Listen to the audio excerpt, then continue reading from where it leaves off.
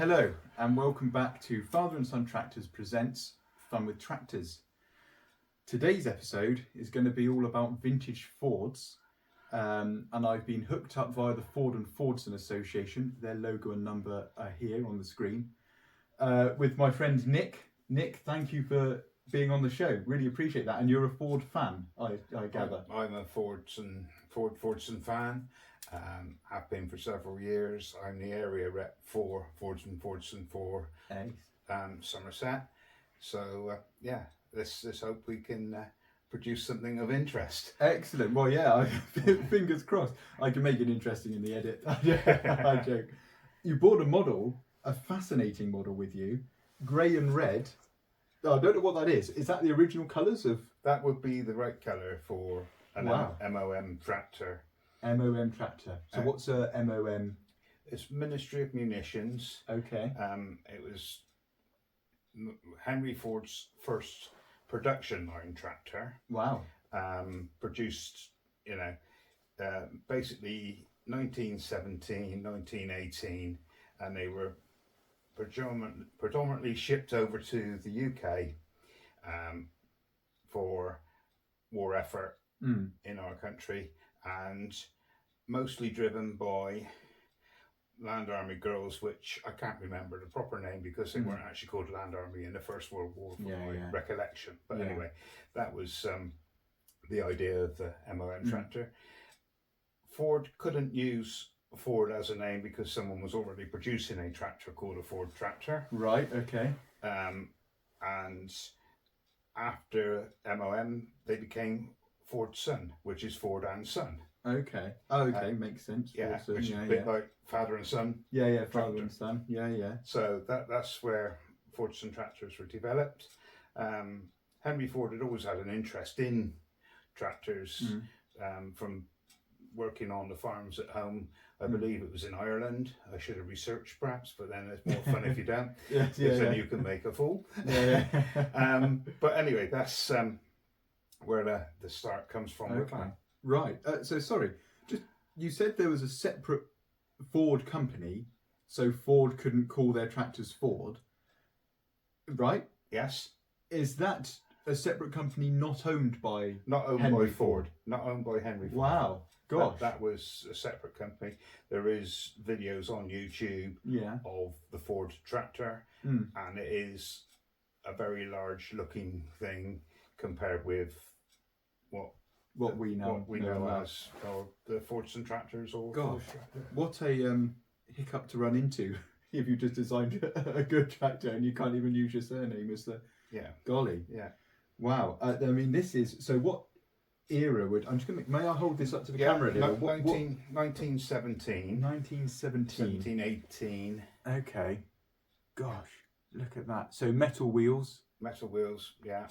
Is this some kind of That would be a road band. A road band, so that it could be driven on the hard surfaces, right? Without damaging to the surface. Wow, golly, this is a fantastic model. I mean, first thing I notice. Sorry, what tractor is this again? Did you say? It's a MOM. An MOM, right? Yeah, Fordson MOM. First thing I noticed, no bonnet and no wings. Just bonnet is the radiator and the fuel tank. The fuel tank is the top of the... Wow, that strikes me as a huge health and safety issue. Yeah. And I can assume this wouldn't have had a 3-point linkage then, given its age. No 3-point linkage. Wow, okay. So this is one of those tractors that would have overturned, potentially. It was just for towing. Golly, wow. My word. Oliver produced later a plough that worked on a similar sort of on a linkage system. Okay. Hand operated. Right. Okay. Wow. Now I've got to ask. Call me nosy. Do you have one of these? I don't have one of those. Oh. I have two Model Fs, which are later on. Yeah. One being 1926 and one being 1927. Okay. They will be on show at Somerset Vintage and Classic Tractor Show. What, this end of January? Okay, end of January. Somerset Vintage and Classic Tractor Show at the Bath and West Showground, isn't it? Yes. Yes. I will be there as well. Yeah. I will look forward to seeing you there with the Model Fs then. Yeah. They were, because I've seen some old vintage Fords at my friend's farm. Were they green? Were they a green colour? No, they were still grey. They were still grey? Still grey and red. Because I've seen similar tractors before that are like green and some are orange. The green came about during the war. Okay. Their colour schemes went from grey. Okay. Then they went to, for a limited time, a light blue, very much like the E1A majors, as you're restoring. Absolutely, yeah. And then from that they went to an orange. Okay. No, sorry, dark blue. Right. Dark blue and red. Essex farm cart colours was the description. And then they went to an orange. Okay. Which then we came to Second World War. And they then went to green. They're saying they could be spotted easily in the fields. I think it was more a case that if you had 400 in one block at Dagenham on the docks, you could see a massive target. Yes. From an aeroplane, I don't know. I've never been able to fly over an orange tractor and say, "Oh, there's an orange tractor down there." Yeah. But I'm going to shoot at the guy. Because also during that time we had Alice Chalmers tractors that were orange in the bright fields. orange. And we had Caterpillar tractors and things as well. So only personal view is that it was to do with having a block of them on the docks. Yeah, no, I mean, I completely agree. I've never been up close to one of these, but I can imagine it's not massive. No, it's not massive at all. Sort of Ferguson size? Yeah, probably slightly bigger than the T20s. Slightly bigger than the T20. Yeah. Okay, wow. Okay, well, so what year did you say? Sorry? That was sort of 1917 to 18. So we've got 1917 to 18. Do you restore any slightly more modern Fords? I mean, like the E1A that my sons and I are doing, or? I've done, with my sons, we've done diesel, not a restored, but a diesel major, power major, and a super major. Wow. So yeah, we've got Golly. Those. We know a little, a fair bit about them. Yeah. So hugely different to this, which I guess is a petrol. That would be a petrol. Carburetor. Yeah. Golly. Okay. Yeah. Wow. Now I've got to say, so the other day, I was just strolling along to look at an old Case IH actually of someone that I'm interviewing for a podcast, just around the corner, and someone had parked up in a super major. I'm not sure why they had stopped, but it was terribly fortuitous because I stopped and had a chat. Lovely chap called Martin, who turns out is also a member of the Ford and Fordson Association. Yeah. So if you have a Ford or a Fordson, join the Ford and Fordson Association, even if just for the technical advice or the magazine subscription.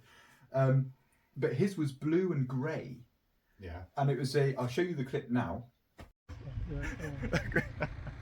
I can edit it. I'll make us both look good. I don't know about that so much.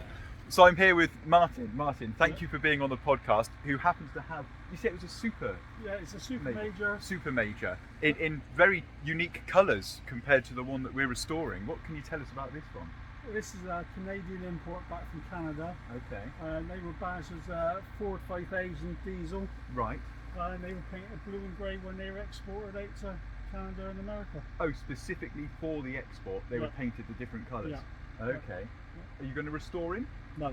It's staying as it is. Then it is, original. Yeah. He's got original badges, and that's the actual dealership where it was to in Canada. Okay, so that's I think this might be reversed on the camera. I wonder if I can flip like that. There you go, look. Gosh. Look at that. That's beautiful, isn't it? Yeah. Are you going to anything to protect this? He's waxed every year. He's waxed every year? Yeah. Wow. Waxed every year. Oh, so you have a passion for it? Yeah. And we've got 4 new tyres on, I've learned. Look at that. Looks great. Yeah. Absolutely smashing. And he runs? Oh yes. He runs. Yeah. Excellent. You do playoff matches with it. Oh wow. And we do road runs with it. Oh excellent. Yeah. So excellent. Yeah. Well, thank you very much. Okay. Appreciate that. No problem. I've never seen one like that before. It's a Canadian import. The grey bonnet. Yes, grey bonnet. Have you ever seen one of those? I've never seen any anywhere. There was a guy at Henstridge that had one. Right. And Okay. I've probably seen the same one Right. that you're saying about. Okay. Yeah, Canadian. I believe it was built in this country. Okay. It would have been built at Dagenham Okay. and then shipped over, but in a different colour scheme. Right. Specifically for Canada. Yeah. Okay. Golly. Yeah. Now my it's a little embarrassing. My geographical knowledge is atrocious. Where's Dagenham? Dagenham is sort of topside London. Top side of London, Essex. Okay. Yeah, And that's where the Ford plant was? one of the Ford plants. Right, okay. These were built in the States. That's where they started. Okay, right. American. From the States, they then had a factory in Cork in Ireland. Okay. A small plant. They went to Manchester. Wow. Near Trafford Park. Yeah, okay. And then from there, it sort of went to Dagenham. Okay. And then now the tractor plant, which is actually New Holland, but was initiated in the 60s, is at Basildon. Right, okay. Oh my word, it's moved all over the place. Yeah. Is that through, is that through industrial growth? After, with mechanisation of the farm, more and more people would have wanted... If you think of industrial growth, you'd have probably stayed in the States, wouldn't you? But putting it near where perhaps your markets were. Okay, nearer the fields or nearer a dock or something, perhaps. Or... They didn't stop tractor production in the States, but they built different. Okay, okay. As well. Right. So one thing that also another thing rather that strikes me, based on the size of this, you say it's slightly larger than a T20. So the E1A I have out there and the Super Major I bumped into the other day of Martin's, they feel twice the size. The T20 rear wheels there is that because Ford recognised, that sort of bigger is better for pulling power? Or was it a bit of an American, as I've just learnt from the state, a bit of an American, we do things bigger kind of? Yeah, they went to a 36-inch rear wheel in 1945. Okay. So some time after this. So they must have, like you say, given it some thought that, with holes and different things, these were following horses. Yes, yeah. And predominantly, once you've got something that's a bit more mechanised, you move forward with that. Yeah. And they probably did find that after a while, when these made ruts and things, they wouldn't travel through. Yes. So then something with a bigger wheel naturally will do more. What attracted you to restoring these fascinating old ones then? And Ford in particular, given the range of vintage? Well, Ford became an interest. I liked the fact that the first tractor I bought was an E27N Major. Okay. Which is a 1947 tractor. But it looks a lot older than it is because Ferguson had obviously brought out their tin bonnet design tractors by then. E27N, as you said earlier, still got the fuel tank at the top. Yeah. And it does look a lot older in design. I believe if Ford had their way in the 40s, when they produced that tractor, they would have brought out the diesel Major.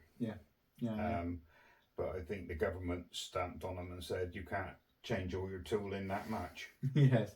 Yeah. Even though they let Harry Ferguson build a complete new. Yes. Yeah. Classic. One thinks they know better, and my word. Golly. Well, thank you very much for the chat. Thank you for coming on the podcast. That's fine.